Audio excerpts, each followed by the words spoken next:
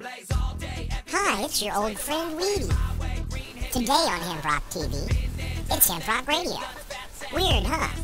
I know you're like, what's next, Weedy? Are you going to bring back 8-track tape players?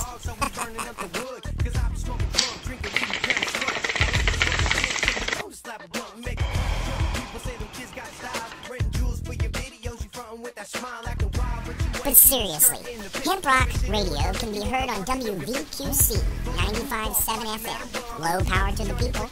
Mondays, 1 p.m. till 2 p.m. Tuesdays, 1 p.m. till 3 p.m.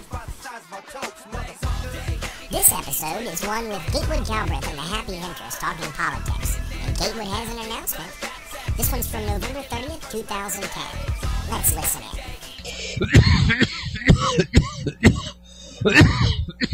Hi, I'm the Birdman, and this is HempRock Radio on Radio Free Queen City, WVQC LP Cincinnati 95.7 FM, and WVQC.org, the voice of the Queen City.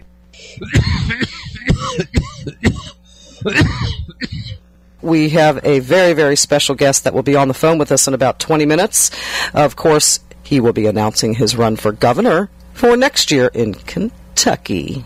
Gatewood Galbraith is our on the telephone guest today to discuss just that, his run for governor in 2011, along with his running mate, Dee Riley. Gatewood, are you there? Yes, ma'am. All right, we got that. Birdman's over there trying to hit those buttons, and I think he hung up on you by accident. Well, Earl, we'll take up this conversation here again in just a minute. Sounds great. We'll talk to as far as we're concerned, the governor next year of Kentucky. Gatewood, how you doing today?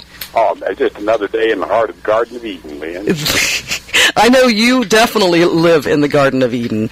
Yes, I do. Absolutely. We all do. Absolutely. And first of all, of course, want to thank you for joining us today. And I've got something in front of me that I'm going to, of course, have you talk about. It is printed from your page, gatewood.com, and it says petition. We talked about it yesterday, and, of course, I want you to tell what's going on now. I've said it, of course. You are going to be in Frankfort tomorrow announcing your run for 2011, along with your running mate, Dee Riley, for governor of Kentucky next year. That's right. Dee and I are totally independent, no party affiliation whatsoever. We don't want a party. Our view is that the problem right now is the parties, and that the leadership of both major parties have their horns locked up like two bull elks fighting over territory, while the business of the people lays dead in the dust. Yeah. Dee and I are totally independent. We don't want to replace either party. We're not looking to kick them all out.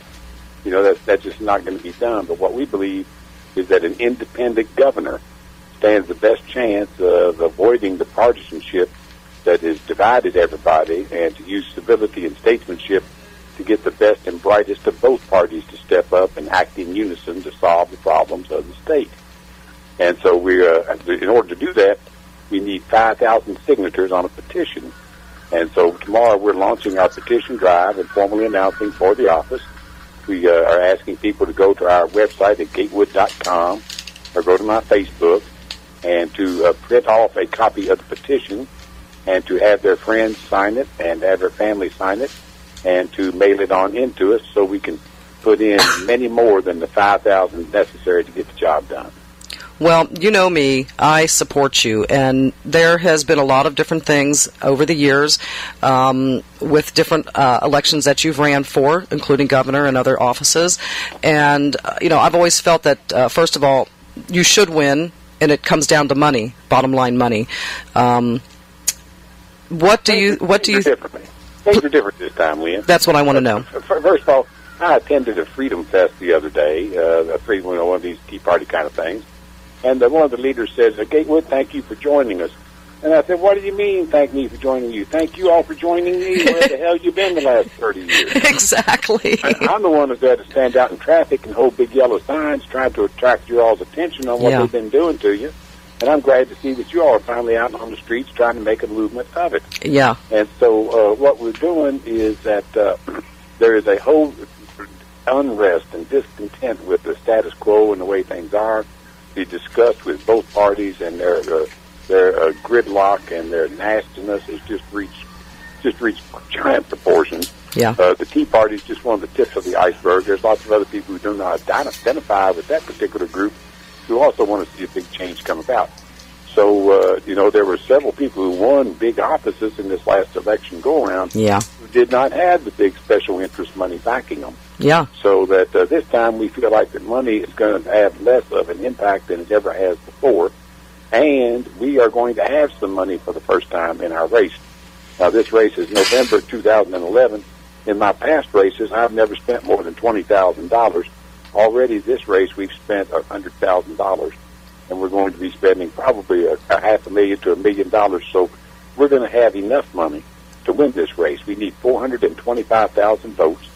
And what we're telling folks, look, if your vote is not for sale, it doesn't make any difference how much money the other people have. Right. Well, the Tea Party definitely did it without hardly any money, just with the media. And if the media does what they're supposed to do, the regular media, that is, you would be out there a lot more. Now, here's an example, of course. We talked about this yesterday, and I've mentioned this on the air. When I spoke to you yesterday, you heard, of course, about Willie Nelson getting busted again. Oh, yeah. And he, of course, has now started the Teapot Party. And as he says, we lean a little to the left, is their motto. Now, of course, the mission, tax it, regulate, and legalize it. That's been your motto from the beginning, although we did separate medical so we could teach people specifically about the medical along the way. And but it really does come down to taxing and regulating and legalizing it. Now, as I told you yesterday, when the page in Facebook started on Sunday, there was about 300 when I joined. When I spoke to you yesterday morning, it was 4,300. By last night, it was 17,000. Now, it'll go up to $1 million if they're not careful. Oh my God, Gatewood! When I started this morning, it was 17,000. Came in. It's 21,000. Now it's at 21,000. A half hour ago, when we started the show, it was 19,000. In a half hour, Gatewood, 2,000 people have clicked the like button for Willie Nelson's Tea Party on Facebook. Everybody's sick of it. Everybody wants an alternative to the nastiness and the pure. The arrogance of the two major parties. Yeah. Now, somebody, you know how the people make comments in the different programs like Facebook. Somebody was talking about the Teapot Party, and some girl, doesn't matter who it was, came back with a comment. I would get interested in politics if Willie ran for president, and I came back with, maybe we wouldn't have to be at this point if you'd already been involved in politics. You know, as you pointed out, they're thanking you for joining them. No. Thank you for joining us finally. You know. Well, look, every vote makes a difference. Absolutely. Down here in the central part of Kentucky, they had a race for the 6th District Congress, and there were like 300,000 votes cast, and there was like 600 difference between the one who won and the one who lost.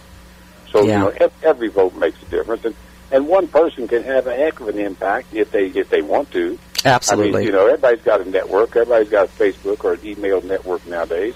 There's just no telling how far the ripples of your splash will flow if you just hop in the pool and start swimming around trying to get things done. That's right. Well, two things that I want to mention out of Kentucky. Have you heard of the Kentucky King of Pot? No, but is that Dan Boone? Yes. Johnny Boone? Johnny Boone, yes. John Boone, no, I know Johnny. I went to visit him in maximum security Terre Haute Federal Prison when he was pulling his 20 years. Yeah, he did 10 of that. Yeah, yes. He was part of what's known as the Cornbread Mafia. Yep. And no, he's definitely a hero in many parts of Kentucky. Yes, he is. We've been talking about him since yesterday and today's show, and you know they want him now for the 2,400 plants that they seized this last time, and he is again on the run. They've got "Run Johnny Run" T-shirts out there, so yeah, he is a hero not only for Kentucky but for folks like us, you know, yourself and I. And I've been pointing out, come on, the name is Boone. What would Daniel Boone say about his descendant being hunted down by the feds?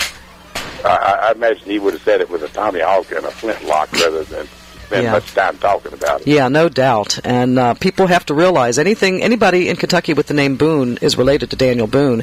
And it's an atrocity what they're doing, not only to everybody else, of course, but under this circumstances. And then you've got, and I'm sure you saw this was out last week, it was on in the local paper up here out of Richmond, that hemp has a friend at the EKU, the Eastern Kentucky University. Did you see the article on that where the chapter of students that have started the normal chapter down there are pushing for hemp in Kentucky as well? Well, that happens every year. Absolutely. You know, an whole new generation every year of college students learns about hemp, and they